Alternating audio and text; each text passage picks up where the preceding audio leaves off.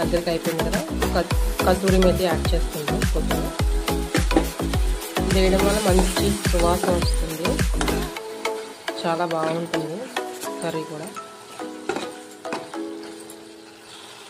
తయారైపోయింది. Stove off చేసేసుకుందాం, వేరే ప్లేట్లోకి సర్వ్ చేసుకుందాం. చూసారు కదా, ఎంతో టేస్టీగా చాలా బాగుంటుంది. మీరు కూడా ట్రై చేసి చూడండి.